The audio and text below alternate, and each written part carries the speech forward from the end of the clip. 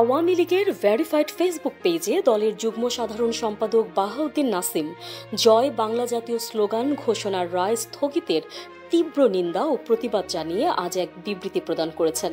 বিবৃতিতে তিনি বলেন, জুলাই আগস্টে বঙ্গবন্ধু কন্যা শেখ হাসিনা সরকারের বিরুদ্ধে যে ষড়যন্ত্রমূলক আন্দোলন ছিল সেটা নিছক কোনো দাবি আদায়ের আন্দোলন ছিল না। এ আন্দোলনের আড়ালে মূল লক্ষ্য ছিল ষড়যন্ত্রের মাধ্যমে জনগণের আবেগকে পুঁজি করে রাষ্ট্র ক্ষমতা দখল করে বাংলাদেশকে খোলনলচলে বদলে ফেলা। অবৈধ দখলদার ফ্যাসিস্ট ইউনূস সরকারের গৃহীত প্রতিটি নীতি ও পদক্ষেপে যা প্রকাশিত এবং দিনকে দিন তা স্পষ্ট থেকে স্পষ্টতর হচ্ছে। বিবৃতিতে তিনি বলেন, দেশবিরোধী অপশক্তি কখনোই চায়নি বাংলাদেশ মুক্তিযুদ্ধের চেতনার আলোকে পরিচালিত হোক।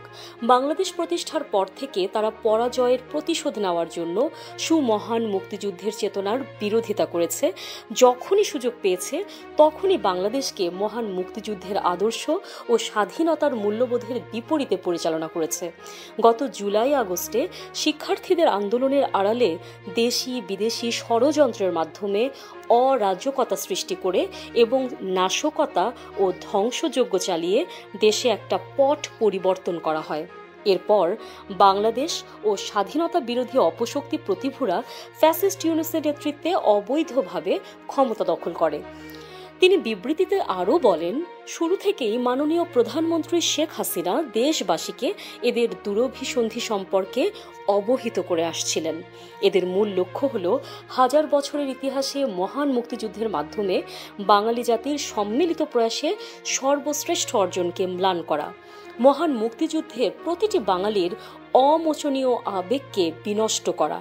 তারই অংশ হিসেবে মহান বিজয়ের মাসে আজ আদালতকে ব্যবহার করে জয় বাংলা জাতীয় স্লোগান ঘোষণার রায় স্থগিত করা হয়েছে।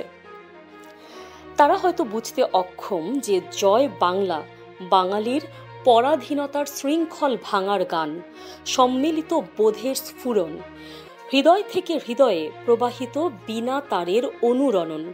জয় বাংলা সমগ্র জাতিসত্তার একত্রিত হয়ে যে কোনো দানবীয় শক্তির বিরুদ্ধে লড়াই করবার স্পর্ধার শব্দবন্ধ, শত্রুর বুককে প্রকম্পিত করার নির্ভীক উচ্চারণ। জয় বাংলা বাঙালির হৃদয়ে স্থান করে নেওয়া অবিনাশী স্লোগান এবং হাজার বছরের ইতিহাসে সবচেয়ে শক্তিশালী প্রজ্বলিত শব্দমালা, যা শাশ্বত ও চিরভাস্বর। শত বাধা বিপত্তি সৃষ্টি করে বা আইনের বেড়াজালে এর ঐশ্বরিক দ্যুতি রোধ করা যাবে না। বিবৃতিতে তিনি বলেন, বাংলাদেশ আওয়ামী লীগের পক্ষ থেকে আমরা জয় বাংলা জাতীয় স্লোগান ঘোষণার ঐতিহাসিক রায় স্থগিতের তীব্র নিন্দা ও প্রতিবাদ জানাই।